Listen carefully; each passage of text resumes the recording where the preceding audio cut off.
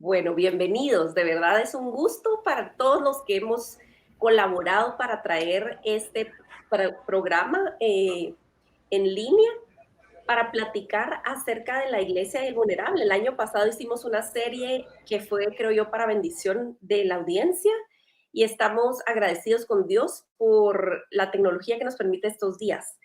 Vamos a empezar esta conversación que inicia una serie acerca del diseño de Dios. El diseño de Dios en particular, acerca de cómo la iglesia está diseñada por Dios para cuidar al más débil, al vulnerable. ¿Por qué? Porque la iglesia refleja su carácter.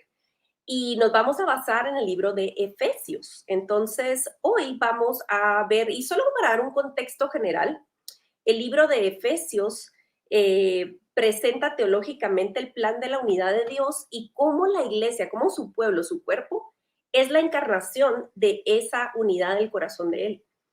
Entonces vamos a leer en Efesios 1, versículos del 3 en adelante. Dice así: Bendito sea el Dios y Padre de nuestro Señor Jesucristo, que nos ha bendecido con toda bendición espiritual en los lugares celestiales en Cristo, porque Dios nos escogió en Cristo antes de la fundación del mundo para que fuéramos santos y sin mancha delante de Él. En amor nos predestinó para adopción como hijos para sí, mediante Jesucristo, conforme a la buena intención de su voluntad, para alabanza de la gloria de su gracia, que gratuitamente ha impartido sobre nosotros en el amado. Mi nombre es Aisha de López y yo soy parte de la Alianza Cristiana para los Huérfanos. Estoy en la ciudad de Guatemala y estoy súper bien acompañada. Por razones de fuerza mayor, el pastor Nicolás no ha podido estar con nosotros. Él está en Bogotá y tuvo un inconveniente que suelen pasar en la vida, pero sabemos que Dios tiene planes de bien para esta tarde. Y entonces está con nosotros David Riaño desde también Colombia. No crean que siempre logramos conseguir a quien entre al equipo del mismo país, pero esta ocasión así fue. Así que David, estamos felices de poder platicar contigo. Y también el pastor Eval, él también está aquí de mi paisano en la ciudad de Guatemala. Y estoy súper feliz de que varones de Dios estén dispuestos a tener estas conversaciones desde un corazón de varón y de un corazón pastoral, un corazón paternal y también como hijos. Entonces, ¿por qué no comenzamos esta conversación? Primero me gustaría que Eva y David en 10 segundos se presente cada uno qué hacen y en dónde están colocados ministerialmente en sus ciudades. Podemos empezar con Eva. Ok, de acuerdo. Hola, ¿qué tal? Gusto de saludarlos a todos. Es un privilegio estar aquí. Mi nombre es Eval Marroquín, soy pastor en una iglesia en Zona 6, Sembradores de Vida. Hemos estado trabajando en Zona 6 y Zona 2 ya por más o menos 15 años y también dirijo una organización que trabaja con niñez en riesgo también desde hace 14, 15 años. Entonces, estoy casado, tengo una esposa preciosa que seguramente me está viendo y desde aquí a la par, entonces tengo que echarle todas las flores del mundo y tengo 4 hijos preciosos también, 3 hijas y un hijo varón, así que a eso me dedico y eso hago. Es un gusto acompañarlos y estoy muy, muy emocionado por esta conversación. Gracias por sacar tiempo, Eva, para estar y para aportar y para dejar este recurso disponible. Y David, bienvenido. Muchas gracias, Aisha. Como dice Ewald, realmente es un privilegio estar acá con ustedes y tener este tiempo tan maravilloso de comunión. Mi nombre es David Riaño. Como ya Aisha lo dijo, estoy ubicado en Colombia, en una ciudad que se llama Chía, muy cerca de Bogotá, la capital. Y yo hago parte del ministerio Lifeline Children's Services. Es un ministerio que se dedica a apoyar a las iglesias locales en su labor de cuidado al vulnerable. Y bueno, es un gozo estar aquí con ustedes y también tengo a mi esposa aquí al lado escuchándome, entonces también es una mujer maravillosa y también le echo todas las flores así como Ewald. No tengo hijos, pero en el tiempo del Señor le pido a toda la audiencia que ore por ello. Amén. De verdad, muchas gracias. Y queremos empezar de verdad diciendo que somos parte del cuerpo, que estamos activos en nuestras comunidades, no solamente tenemos un lugar como en una plataforma para poder hablar de las cosas, sino que estamos viéndole al Señor caminar fielmente y sobre todo somos aprendices. Estamos a base de error caminando de pequeña obediencia en pequeña obediencia en pos del Señor. Y yo quisiera empezar preguntándoles, ¿cuáles creen ustedes que son los tabúes más frecuentes o qué ustedes han visto en sus comunidades, en su contexto, acerca de la adopción, el cuidado al vulnerable, etcétera? Quizás tabúes y también un poco de clichés.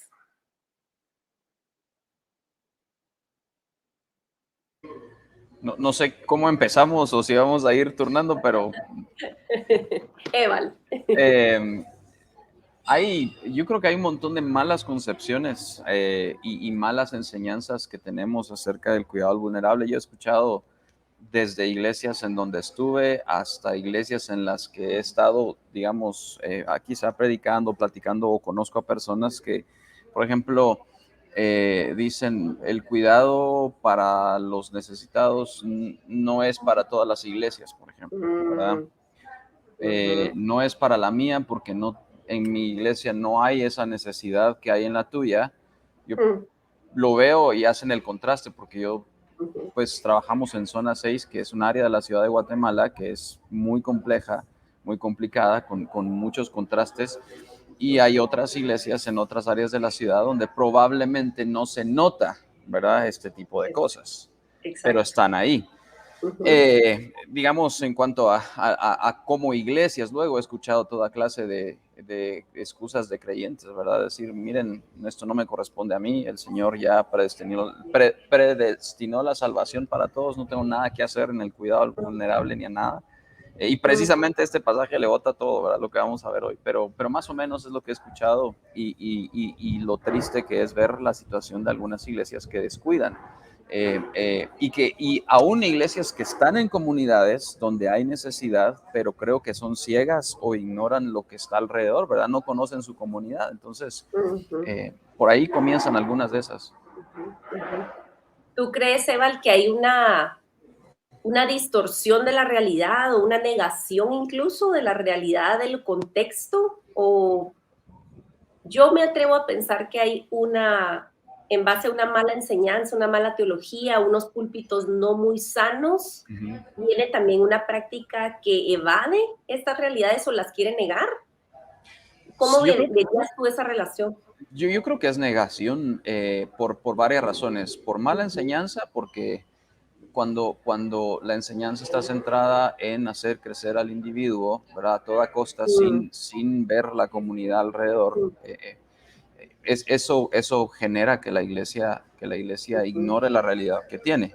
En Guatemala, y yo creo que en muchas ciudades de Latinoamérica es igual, tenemos las zonas más exclusivas y a 5 minutos de cualquiera de esas hay unos contrastes terribles. Entonces no podemos ignorar esa realidad. Pero también creo que es parte, es un poco de comodidad quizá de los pastores, de no querer ver y salir, ¿verdad? Y es la iglesia trabaja y genera para sí misma, para sostenerse, pero nunca para para salir afuera y ver la realidad que hay, porque implica ciertos sacrificios de parte del pastor y de la comunidad. wow. David, ¿tú qué has encontrado? Porque tú estás trabajando en una agencia básicamente misionera, porque al darle soporte a las comunidades vulnerables a través de la iglesia local, dan soporte a familias adoptivas o papás interesados en adoptar internacionalmente, y tú ves esas conexiones y todo. ¿Has oído como yo que dicen, ay, qué lindo tu llamado, wow, ese es un llamado como tan exclusivo de gente extraordinaria como tú, como quien dice, yo no, pero felicidades por ti? ¿Has oído cosas por el estilo?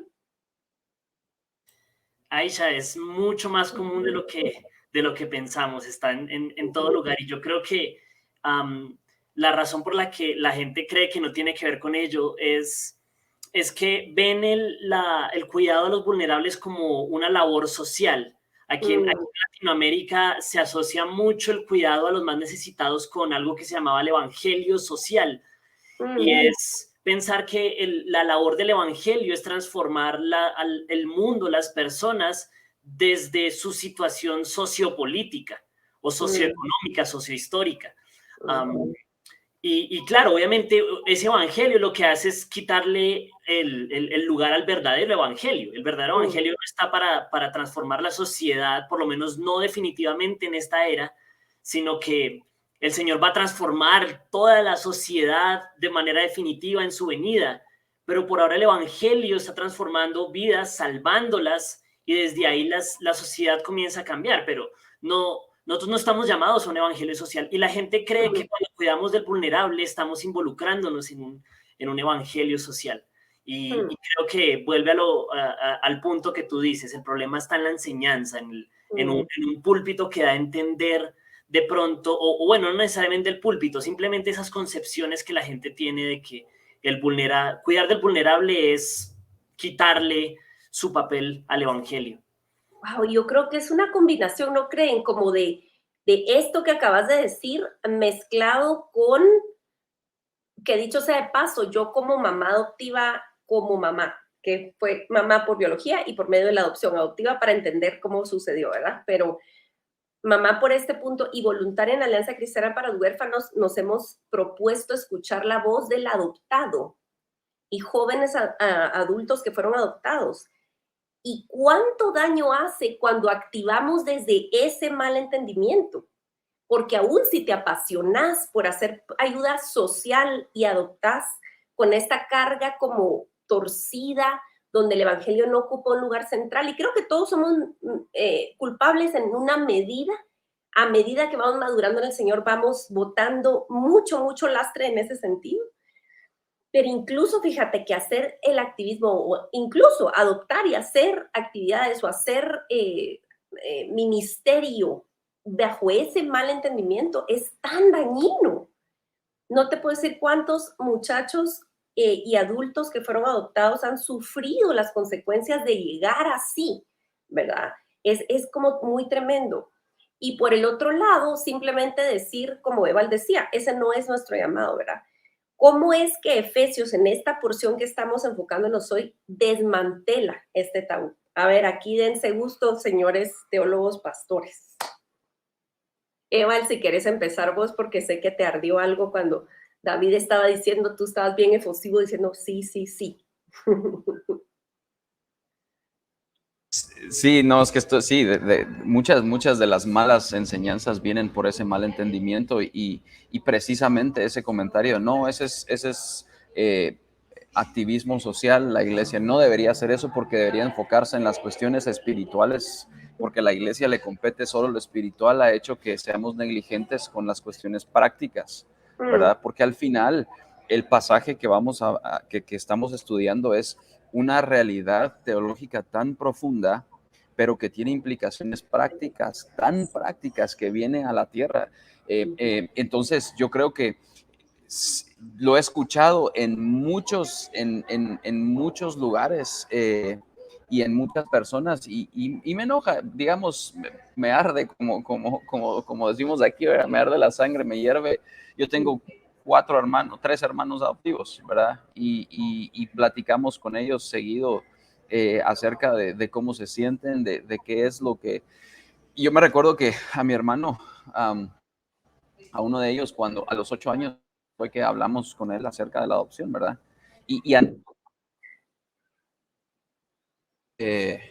antes de poder hablar con él, teníamos muy malas concepciones acerca de la crianza, acerca de su lugar en la casa, y no fue hasta que logramos romper esas barreras, entendiendo la adopción en Cristo, ¿verdad? Entonces yo creo que primero, otra mala concepción es creer que la salvación y la adopción son un plan secundario del Señor, ¿verdad?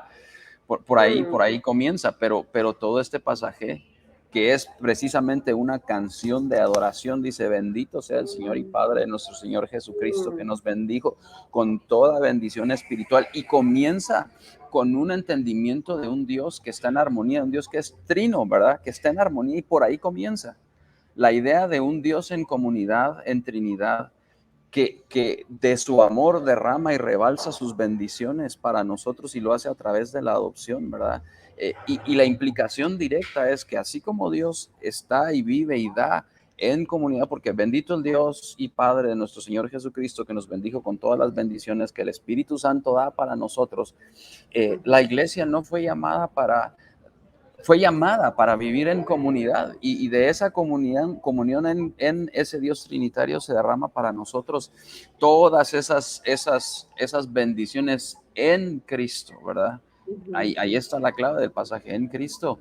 Quiere decir que Dios en su elección hacia nosotros nos eligió en Cristo antes de la fundación. Ese en Cristo es tan importante porque aún antes de que nosotros lo supiéramos, ya teníamos la bendición de la adopción para nosotros, ¿verdad? Y para el cuidado del vulnerable. Es decir, Dios proveyó esa imagen. Yo lo miro de una manera bien práctica, así como Dios dio la familia a mis hermanos, ¿verdad? En un sentido, Dios proveyó de una, y el sentido de Efesios es eso, una familia espiritual. Su propósito eterno es la unidad del cuerpo de Cristo, su propósito es la unidad con Él y el cuerpo de Cristo y proveer una familia para todos nosotros.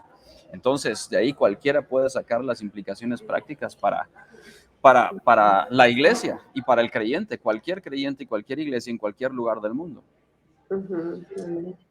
Amén. David, ¿cómo crees tú que este pasaje impacta en manera práctica a una comunidad? Una comunidad de fe, a una familia de fe. Pues Aisha, desde el entendimiento claro del pasaje, como nos decía Ewald, ahí es donde todas las ideas prácticas comienzan a surgir. A mí me impacta mucho el versículo 5, esa sola frase que dice, en amor nos predestinó para adopción como hijos mediante Jesucristo. Nos predestinó significa que desde antes de que el mundo existiera, nosotros ya estábamos escogidos para ser adoptados. O sea que la idea de adopción existe en la mente de Dios desde antes de que existiera este mundo. Es algo increíble.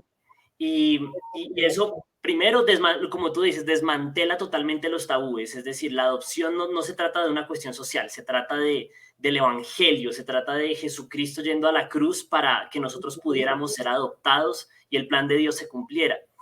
Y de manera práctica, como lo dice Ewald, esto es una adoración. Aquí el apóstol no está hablando esencialmente sobre adopción, ¿sí? Sino que el apóstol está diciendo, bendito sea el Dios que nos ha bendecido con toda bendición espiritual. Y entonces hasta el versículo 14 es bendición tras bendición tras bendición. Ustedes son herederos, ustedes están sellados con el Espíritu, ustedes han sido adoptados, ustedes...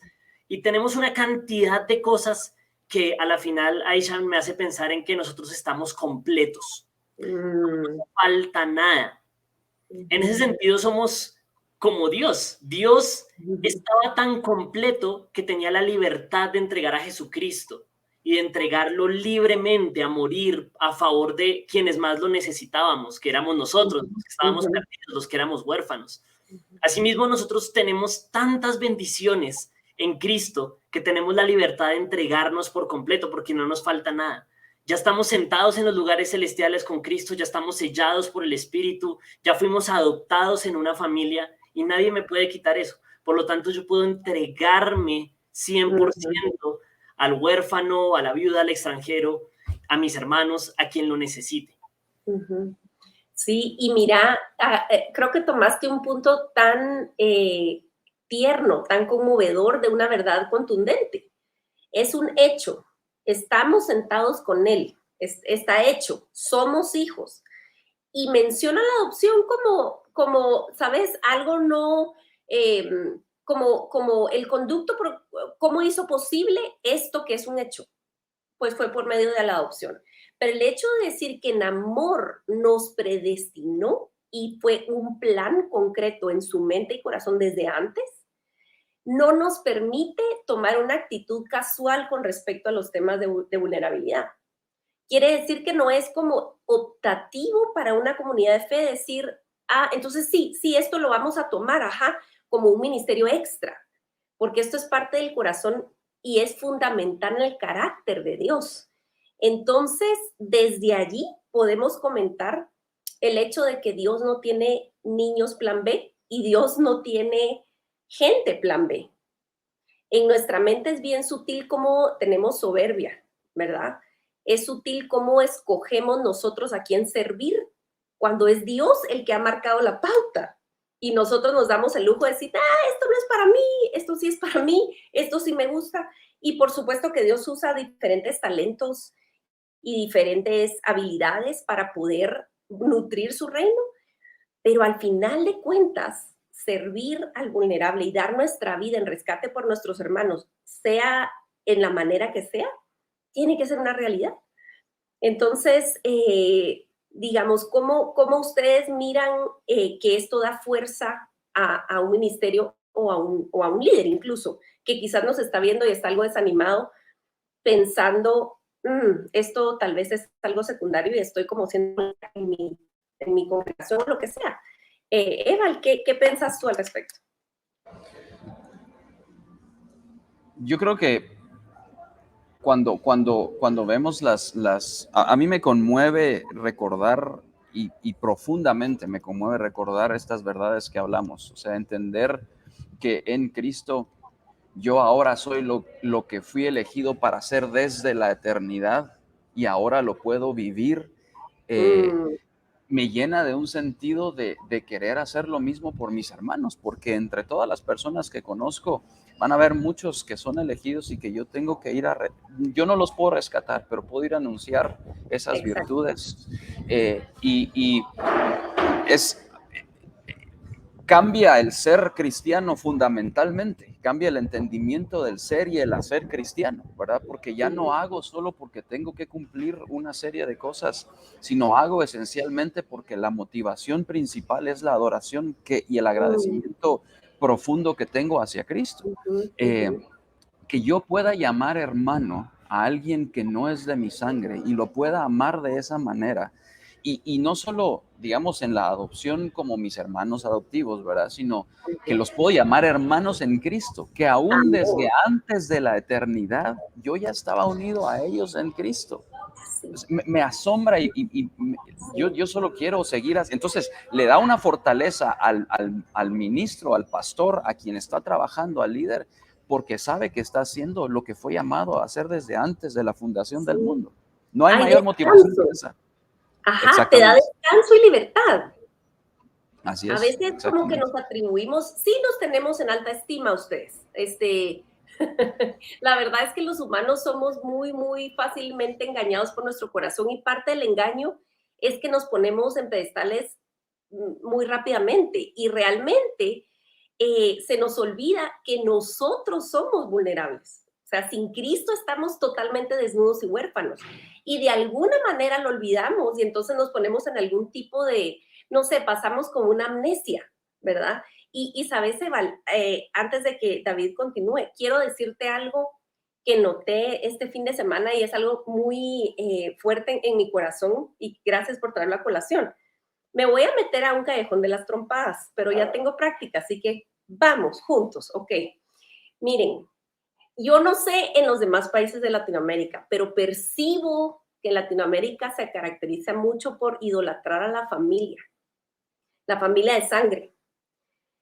Y entonces dichos como no hay nada tan fuerte como la sangre llama, familia es familia, lo primero es la familia. Y entiendo, y en estos tiempos donde se quiere atacar a la familia, decir algo así, en el contexto cristiano evangélico, me estoy probablemente metiendo a un lío, pero quiero dar a entender algo. La escritura nos reorganiza las prioridades y los afectos. Y si nosotros estamos en la palabra, hemos llegado a entender que familia tiene que ver todo con la sangre de Cristo y muy poco con nuestra sangre, nuestra propia sangre.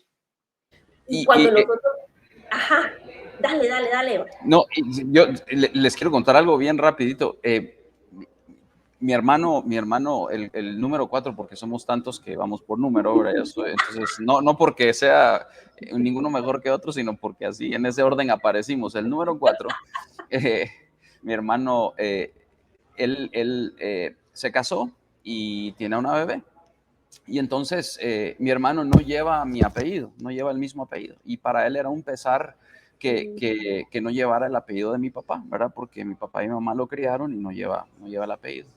Y entonces llamó a mi papá llorando y le dijo, mira, estoy por inscribir a mi hija y no puedo ponerle tu apellido. Y llorando, papá, discúlpame, le decía, mi hijo, no te preocupes, si lo que nos une es la sangre y la sangre de Cristo. Bueno, y pasó, hablamos con él y luego tenía que ir a sacarle un examen de sangre, ¿verdad? Y entonces, cuando fue, llamó a mi papá corriendo y le dijo, papá, mira, ¿qué tipo de sangre sos? Y le dijo, ¿verdad? El tipo de sangre de su hija y la de mi papá son los únicos que tienen el mismo tipo de sangre. Y mi papá Wow. se puso a llorar y mi hermano le dijo, mira, seguramente es tu nieta porque seguramente Dios les puso el mismo tipo de sangre. Pero, y mi papá le dijo, mi hijo, en Cristo, la sangre de Cristo nos ha unido mucho más de lo que tú te puedes imaginar. Entonces, la filiación de sangre es mucho más, va más allá porque Cristo nos hace. Entonces, ahí se rompen todos esos estereotipos. Completamente. Y quiero extender esto porque hay gente que tal vez todavía nos está viendo y dice, no, ay, qué lindo los hermanos, sí, pues lo de la adopción no es para mí, lo del acogimiento temporal no es para mí, esos ministerios extremos no son para mí. Ok, ¿qué tal los solteros en tu congregación? Porque si en tu mesa no hay un lugar extra para la hermana que entra sola al servicio y se va sola, para el muchacho que llega solito en moto y se va solito, y tú no pasas de decirle buenos días y buenas tardes, ahí también estás negando esto que estamos hablando. O sea, cuando tú has entendido que en amor nos predestinó para ser adoptados y no se refiere simplemente de nosotros hacia Él, sino de nosotros con nuestros prójimos, ¿verdad? Todo cambia, ¿verdad? Es decir, la adopción no es plan B y no solamente se refiere a gente como la familia de Evan o como la mía o como lo que David mira a diario en el Ministerio de Lifeline. O sea, no, es acerca de cualquier cristiano común y corriente, mortal, con todas las debilidades del caso, que puede abrir su casa, su cocina, un rato en el teléfono con el soltero para chequear cómo estás, cómo llegaste a tu casa, qué sé yo. David, ¿qué pensás tú de eso? Aisha, yo creo que nuevamente el pasaje nos da, como tú dices, pista para entender de qué se trata la adopción. Voy a dar el atrevimiento nuevamente de leer en los versículos 5 y 6. Mira, en amor nos predestinó para adopción como hijos para sí mediante Jesucristo, conforme a la buena intención de su voluntad. Ojo a esto, para alabanza de la gloria de su gracia. El objetivo por el cual él adopta a un pueblo y lo hace parte de su familia es para la gloria de su gracia, para exaltar ese carácter que está en su corazón. Y, y yo creo que no podemos hablar de un cristiano que no tenga que ver nada con la gloria de Mm, Dios. Eso es, mm, eso es una contradicción absoluta. El cristiano existe para dar gloria a Dios. Por eso, ahorita que hablábamos sobre este ministro o este líder que está desanimado, pues el Señor llamó a cada uno de los ministros a darle gloria. Y así mm. esto no tenga, parezca no tener sentido en algún momento, a veces la gente no se anime a buscar formas de servir a los vulnerables. Am, el ministro que trabaja en pro de esto sabe que está buscando la alabanza y la gloria de Dios. Amén. Y toda la adopción, además, en el libro de Efesios se trata de eso. Mira, si nos vamos al capítulo 2, Pablo se refiere a nosotros como aquellos que estaban muertos en sus delitos y pecados, ahí en el versículo 1 del capítulo 2. Ujú, La ujú, adopción es eso, es traerlos a la vida. Así que ujú. todos tenemos que ver con la predicación del evangelio, todos tenemos que ver con ese Bien. servicio, aquellos que no conocen a Cristo y por lo tanto están perdidos. Y ahora que mencionas al soltero, todas las personas, sin importar si somos solteros, casados, jóvenes, viejos, sin importar la situación en la que estemos, todos tenemos que ver algo con la predicación del Evangelio. Ujú, ¿Sí? ujú, ujú. Totalmente, sí. En realidad, ustedes, creo que cuando perdemos de vista nuestra situación delante del Dios Santo y el Padre bueno, cuando nosotros perdemos de vista la calidad de pecadores, de huérfanos que somos, se nos olvida ver hacia nuestro prójimo también y la compasión, nuestra compasión como que decrece, ¿verdad? y es muy importante entonces tener eso en mente. ¿Ustedes qué creen que sería importante recordar acerca de cómo Pablo ve quién es el vulnerable y el huérfano en Efesios? O sea, si uno va al libro, y vamos a seguir con esta serie, pero bueno, a manera introductoria, la palabra de Dios da una idea más amplia, más clara de qué es un huérfano vulnerable. Porque a veces tenemos ideas preconcebidas incluso acerca de eso. El huérfano es solamente la criatura pequeña, el chiquitito, el bebé que perdió padre y madre. Se nos olvida otro montón de población. Entonces hablemos de eso. Eva, no sé. Sí, capítulo 2 de Efesios, ¿verdad? El versículo 12 creo que establece bien claro quiénes somos. Dice, recuerden que en este tiempo ustedes estaban separados de Cristo, excluidos de la ciudadanía de Israel, extraños a los pactos de la promesa, sin tener esperanza y sin Dios en el mundo. Entonces, todo el que está separado, sin esperanza, excluido de los derechos que ahora tenemos como hijos, ¿verdad? Que ahora nos ha sido dado en Cristo. El que está lejos de eso es vulnerable. O sea, todos en un sentido. Y Pablo le dice, recuerden que ustedes eran esos antes. Nosotros somos esos vulnerables. Somos, y ahora en Cristo tenemos esa condición de hijos, pero a donde quiera que miremos, van a haber personas que son vulnerables no porque son débiles físicamente o económicamente, sino porque han sido lastimados en el corazón, sino porque han sufrido abuso, porque han hecho de su vida vulnerables por causa de su propio pecado. Entonces, a ellos dice, pero ahora en Cristo Jesús, dice en el versículo siguiente, los que en otro tiempo estaban lejos han sido acercados por la sangre de Cristo. Entonces, a donde mire la iglesia y el líder, tiene que ver que hay vulnerabilidad en todo. Y tampoco es que miremos a todos como pobrecitos, con lástima, ¿verdad?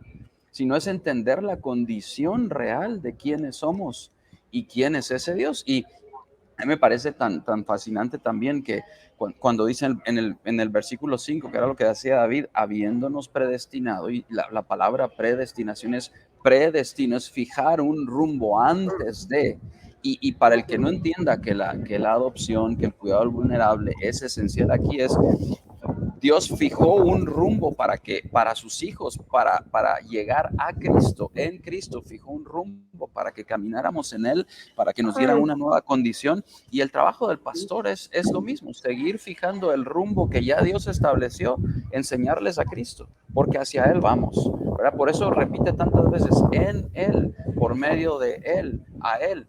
Entonces, vulnerables, ahí está, lejos, somos los extranjeros, ahora somos extranjeros en otro sentido, ¿verdad? Pero estamos vulnerables completamente. Totalmente. David, ¿tú crees que hay algún momento de este lado de la historia, de este lado de la eternidad, en el que la iglesia pudiera relajar un poco este tema? No, eso no es posible, Aisha. Es decir, si, como lo decía Ewald, yo creo que la mayor vulnerabilidad de cualquier persona es ante la ira de Dios. Todos estamos expuestos a esa ira de Dios que puede condenarnos eternamente. Y hasta que no entendamos eso, no nos daremos cuenta de la importancia de trabajar con aquellos que son huérfanos, primero espirituales. Y ahora, como lo decía Ewald, no se trata de que todos son un montón de pobrecitos, pero cuando un niño está en una situación de crisis familiar o cuando está en una institución, sus posibilidades de escuchar el evangelio son todavía menores. ¿Sí? O sea que su vulnerabilidad ante la ira de Dios es todavía más grande. Por eso no podemos detener la labor en este lado de la eternidad. La iglesia no puede parar. Sobre todo frente al tabú que hablaba de Waldo al comienzo. Pensamos que como nosotros no vamos a solucionar la crisis de orfandad de ninguna manera, y en efecto no lo vamos a hacer, entonces no deberíamos hacer nada. Eso es una gran mentira. El Señor mismo dijo, ustedes van a tener siempre con ustedes a los pobres. Pero eso no significa que entonces hay que ignorarlos porque siempre van a estar ahí. El Señor se reserva para sí mismo la gloria de solucionar todo el problema de la tierra y acabar con el pecado. Esa gloria solo le pertenece a Él. Nosotros no vamos a poder lograr eso. Sin embargo, mientras estemos en esta tierra, tenemos que seguir llevando a las personas, sobre todo a los niños y familias en vulneración, al Evangelio. Amén. Y el llamado de Jesús en Mateo 28 es: vayan y hagan discípulos. Y esos discípulos, ¿cómo voy a ser un discípulo en una familia en crisis sin antes entrar en esta familia y ayudarla a restaurarse, sacando al niño del sistema, llevándolo a un hogar y luego ahí sí discipularlo para la gloria de Dios? Amén.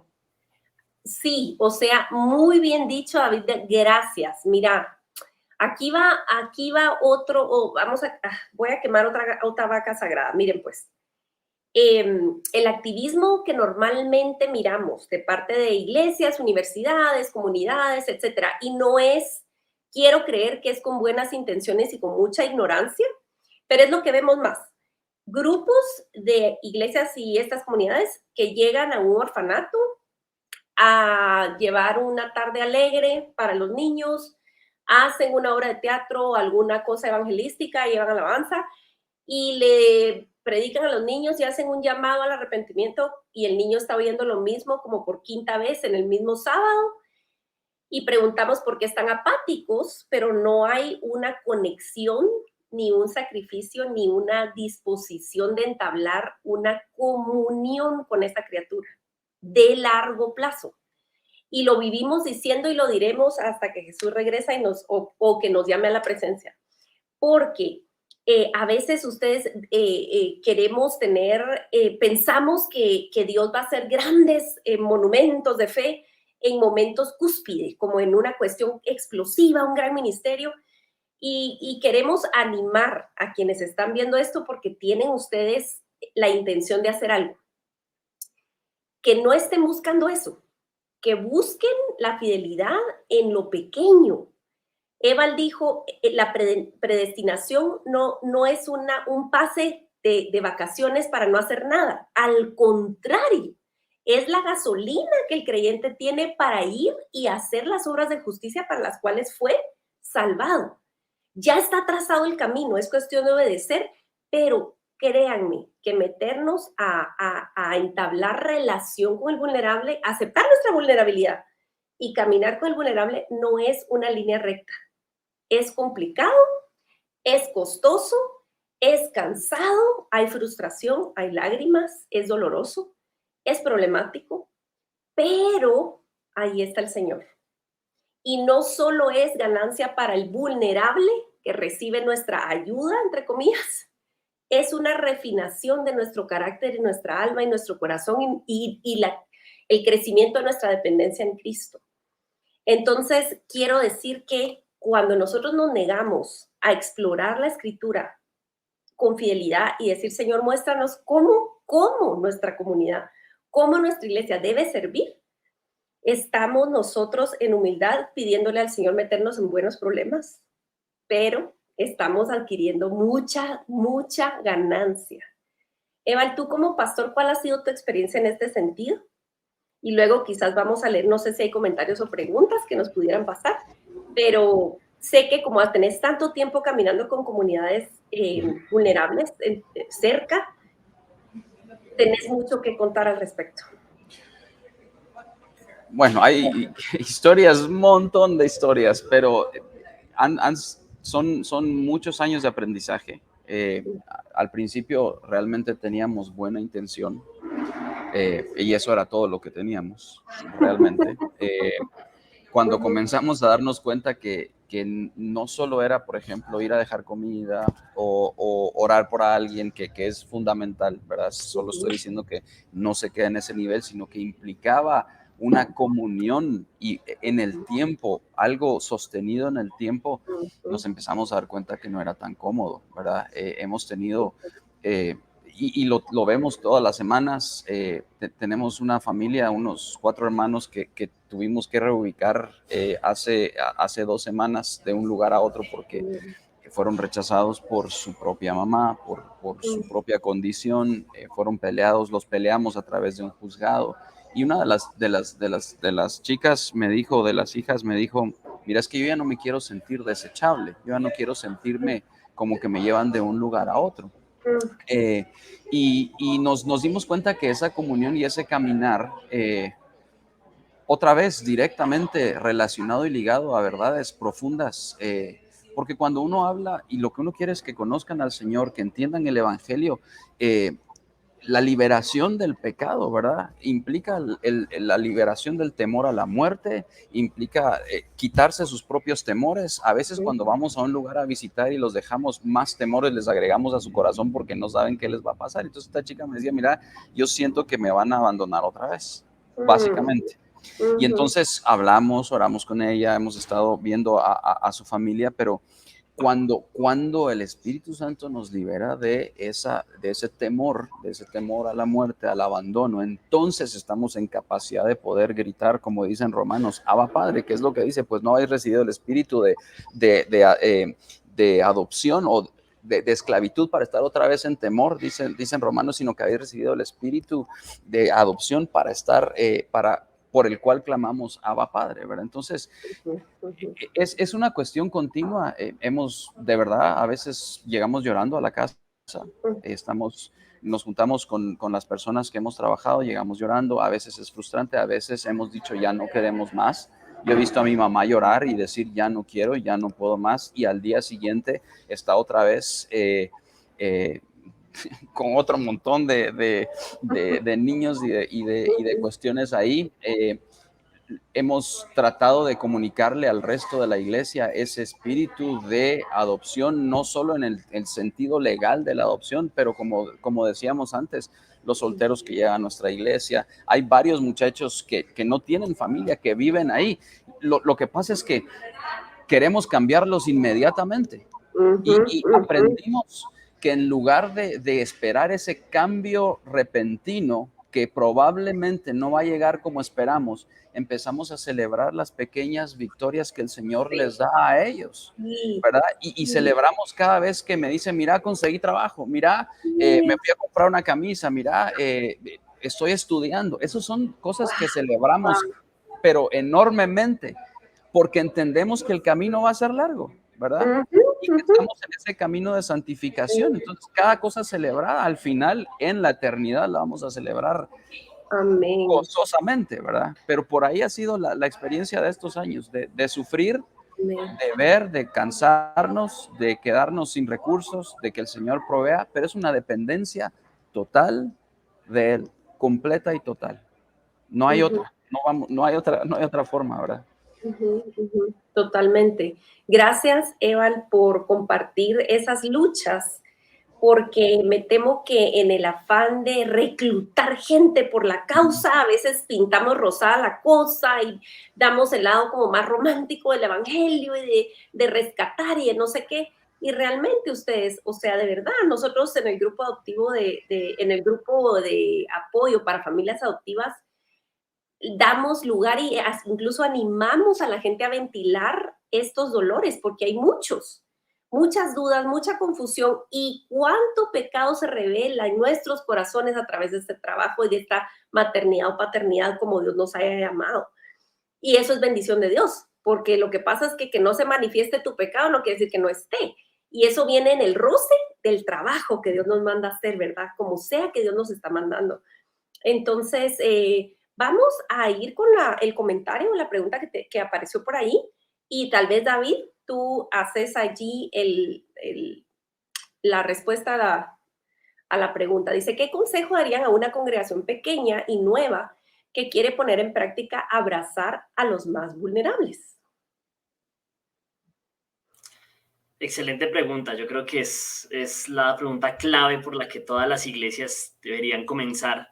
Y antes que nada, Jessica, es realmente loable que estés aquí escuchando esto y súper importante a pesar de que no parezca que un ministerio se vaya a construir pues de un momento a otro, vale mucho la pena que estés acá. Se me ocurren varias cosas. La primera, comenzar a pensar en una cultura de cuidado al vulnerable antes de pensar específicamente en las acciones.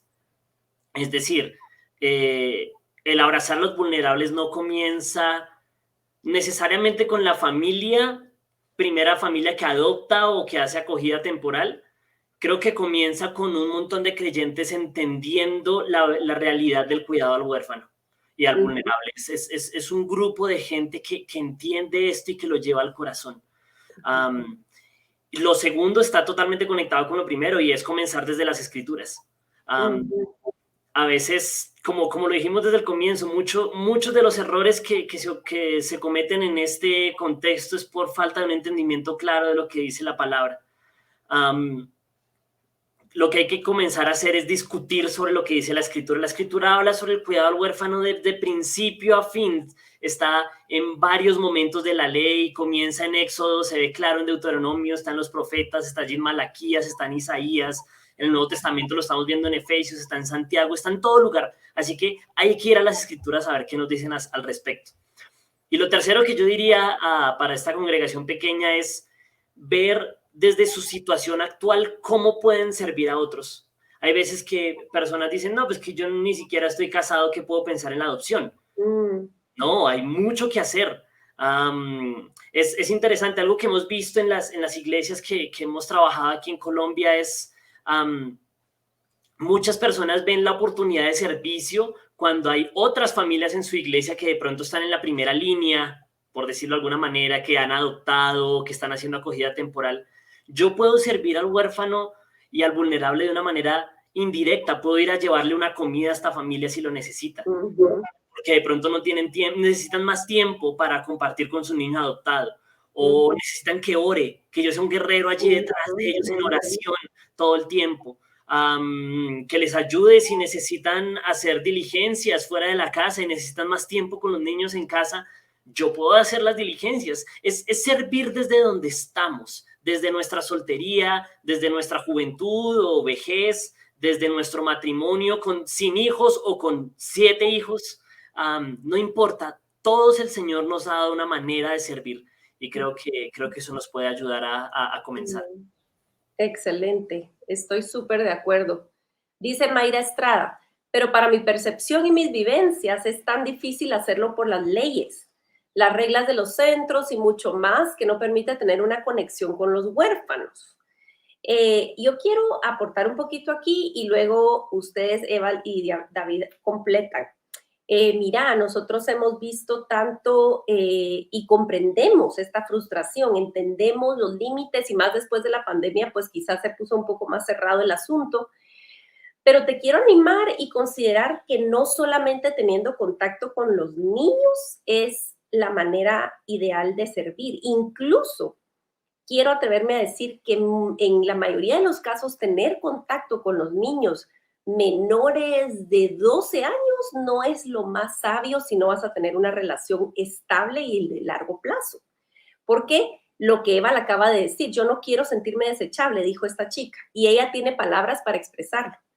Todos los niños que están institucionalizados comparten ese sentimiento aunque no lo puedan expresar. Ningún niño quiere sentirse desechable, ningún niño quiere sentir que hoy veniste, le diste un regalito o un dulce o un pastel o lo que sea y no vas a regresar. Entonces, o incluso si tu intención es de hacer una mentoría, gloria a Dios, pero incluso los tropiezos no se pierden de la vista de Dios. Dios es soberano incluso en esos asuntos.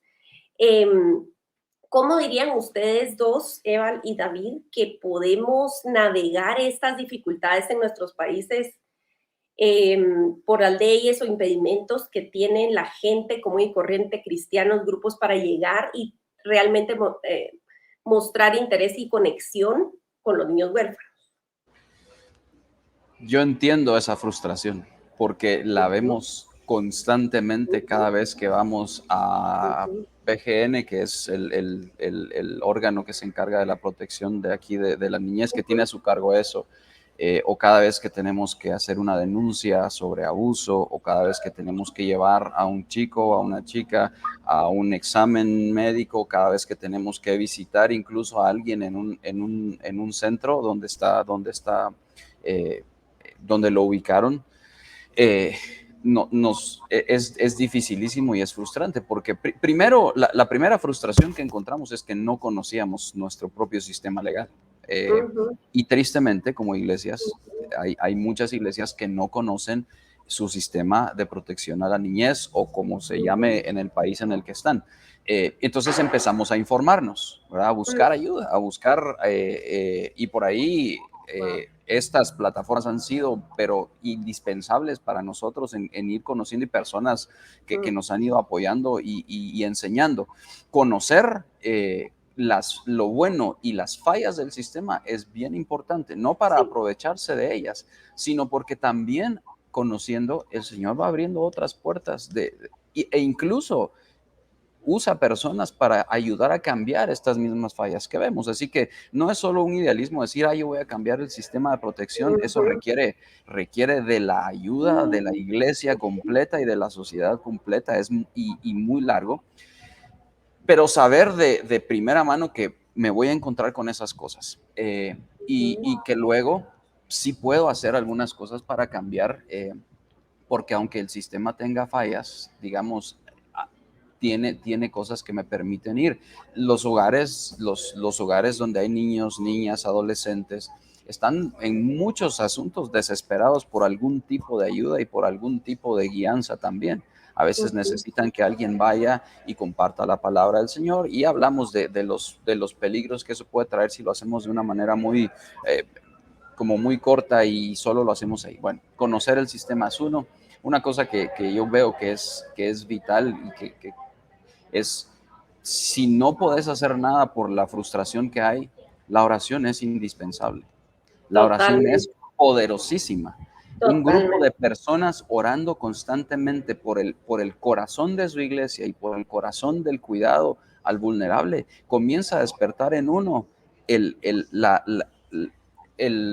la sensibilidad, y abre puertas también para poder hacer ese cuidado. Entonces, no desestimar el poder de la oración, porque tiene esa capacidad de hacer un lugar en donde no encontramos, y al final es el Señor el que nos guía a encontrar. De todas maneras, en un lugar como Guatemala o cualquier otro país de América Latina, donde el número de huérfanos, por ejemplo, o niños que no están institucionalizados es impresionantemente más grande.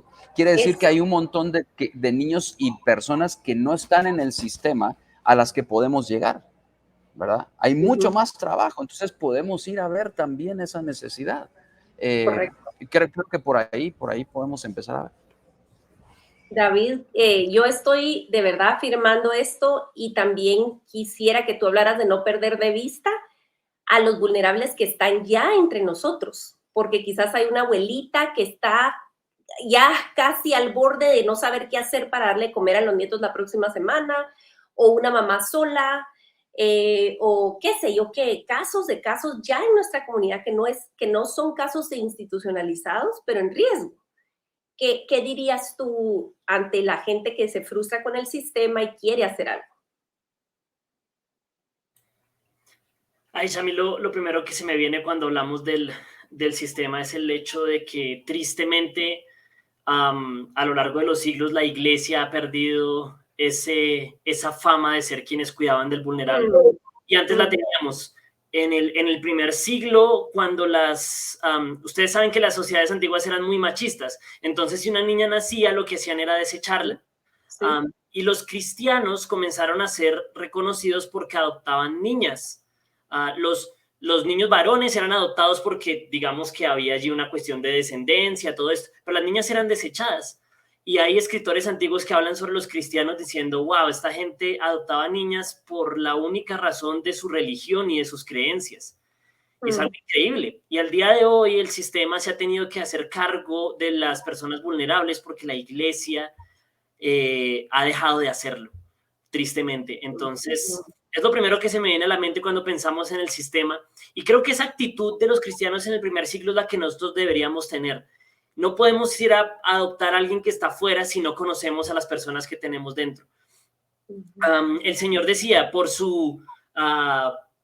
por el amor que haya entre ustedes, la demás gente va a saber que ustedes son mis discípulos. Y es absurdo pensar en creyentes que solo piensan en sí mismos y que no están viendo alrededor. Lastimosamente las iglesias en nuestra cultura hacen parte del consumismo que marca todo en nuestra sociedad. Yo voy a la iglesia para que me den, y si no me gusta lo que me dan, me cambio de iglesia.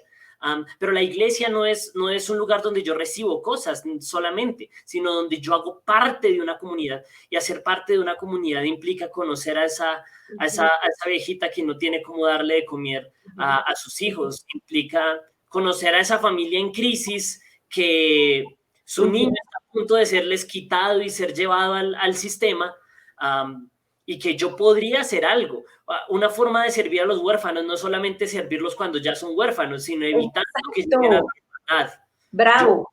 Yo puedo involucrarme en las familias que están en crisis, y muchas de las familias están en mi propia iglesia, en mi propia comunidad, son los vecinos que tengo al lado, ¿sí?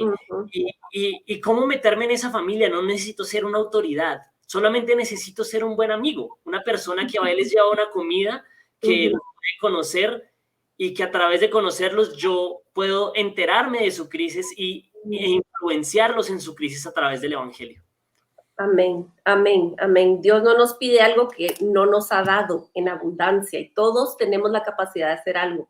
Tenemos una última pregunta. ¿Cómo afrontar la falta de fe salvadora en alguna persona en vulnerabilidad sin que esto afecte el proceso mismo de adopción? Qué interesante. Estoy pensando que estamos hablando de adopción natural en la familia, ¿o cómo entienden ustedes esta pregunta? A ver. No sé si es, por ejemplo, a la persona que se está adoptando, que no tenga esa fe salvadora, digamos, y que las personas que adoptan sí la tengan, que entiendo que podría ser complicado porque uno dice, no cree lo mismo que yo, no piensa lo mismo que yo, pero en cualquier proceso de adopción, esto es, o sea, el tener cosas, sobre todo si el niño o joven que se adopta ya es mayor, ya trae todo un cúmulo de cosas, creencias, ideas, enseñanzas que van a chocar con lo que normalmente consideramos como el hogar. Ahora, la función de cualquier padre en el momento ya es llevar a sus hijos a Jesucristo. O sea, yo me enfrento con mis propios hijos al hecho de que probablemente no todos tienen su fe salvadora todavía, y tengo que llevarlos hasta ese punto. Entonces, yo creo que otra vez implica la enseñanza, el cuidado, el acompañamiento, la oración constante, el presentarles el evangelio, pero vivir el evangelio con ellos para que en un momento ellos desarrollen. Otra vez, ¿verdad? Si el Señor los eligió para salvación, seguramente nuestro papel va a ser llevarlos hasta ese destino que ya fue fijado antes en Cristo. Entonces, tenemos que dejárselos ver claramente a través de nuestras vidas. Creo que ahí ese es el papel y la responsabilidad de todos los padres en general, pero sí entiendo que se haga mucho más difícil cuando un niño viene con trauma, con muchas cosas en el corazón que tenemos que ir despejando para que puedan ver ese. Y una cosa que yo he entendido muy claramente es que un papá que está adoptando a veces tiene que demostrarle físicamente o mucho más amor. Yo digo, mis papás me aman, pero soy hijo biológico, y a veces digo, ok, no, yo sé que me aman y está ahí, pero ellos han tenido que desbordarse en actos de amor hacia mis hermanos mucho más sin que eso me afecte a mí. Entonces a veces requiere ese esfuerzo extra para entender que el amor de Cristo puede salvarlos si los tienen seguros en un hogar, creo yo, por ahí.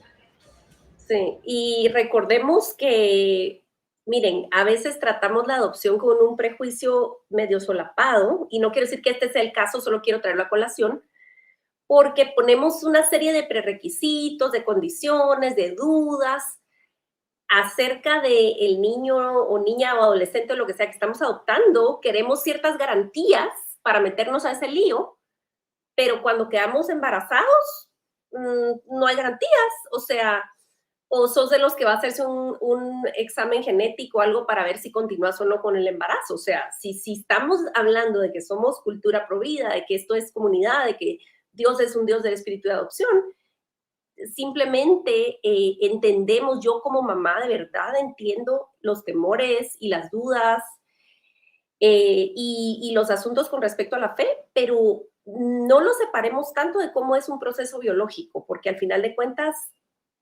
todos estamos destituidos de la gloria de Dios. Romanos 3 es claro en decir que no hay justo ni a uno, y no adoptas precisamente porque ese niño o esa niña va a llegar a la fe salvadora. Esa es nuestra esperanza. Por supuesto que sí, igual para nuestros hijos biológicos. Pero al final, la salvación es del Señor y nuestro trabajo es obedecer al llamado que Él está haciendo y no sabemos qué tiene pensado Él hacer a través de esa relación, sea lo que sea. Además, la salvación es como cuántas veces en la Escritura se nos compara al proceso de agricultura, de sembrado. Esto no es un proyecto de colegio donde metes el frijolito en algodón y a la semana ya tiene algún tipo de apariencia cambiada. No, esto es a largo plazo y puede ser que no veas fruto pronto, pero eso no nos compete. Eso no nos compete. David, ¿quisieras tú terminar con algún pensamiento para gente que nos está escuchando y animar a la iglesia en Latinoamérica? Claro que sí, Aisha. Pues Efesios 1, que es, y volviendo a nuestro pasaje base, dice: bendito sea el Dios y Padre de nuestro Señor Jesucristo, que nos ha bendecido con toda bendición espiritual en los lugares celestiales en Cristo. Esa es la situación del creyente que nos escucha hoy. Que estamos tan bendecidos, estamos tan completos en Cristo, no nos falta nada, como tú lo decías, es un hecho, yo ya estoy sentado con Cristo. Mi ánimo para la gente que nos escucha es que no nos quedemos con eso solo para nosotros. No podemos estar tan bendecidos de manera tan infinita y guardarnos eso solo para nosotros. Esa llenura de tanta gloria y gracia en nuestras vidas debería desbordar en amor para con los demás. Ese es mi ánimo. Amén, amén. Y bueno, de verdad ha sido un gozo compartir con mis hermanos esta tarde y esperamos servir a muchos a través de esta grabación. Si ustedes lo están viendo, pronto vamos a tenerlo en la plataforma de YouTube para que ustedes puedan compartirlo. Son conversaciones que esperamos lleguen a donde Dios tenga planeado llevarlas. Y nuestra próxima conversación es martes 6 de septiembre, siempre a las 4 horas de la ciudad de Guatemala. Y el siguiente tema, estos títulos están increíbles, ustedes, de verdad. La importancia de pastar. ¿Cómo hablamos de liderazgo y de pastoreo? Pero momento, somos primero ovejas. Entonces va a tratarse del rol de los maestros y pastores, pero cómo es que necesitamos alimentarnos, ¿verdad? Entonces, la importancia de pastar. Martes 6 de septiembre, 4 de la tarde, hora Guatemala. Gracias a todos los que nos acompañaron. Ha sido una bendición enorme. Oramos que esto sirva para muchos y de verdad que rinda fruto en el nombre de Jesús. Gracias, Evan, gracias, David, y gracias a todos nuestros amigos que nos acompañan. Que Dios los bendiga y hasta la próxima. Hasta luego, nos vemos. Chao a todos, gracias. Adiós.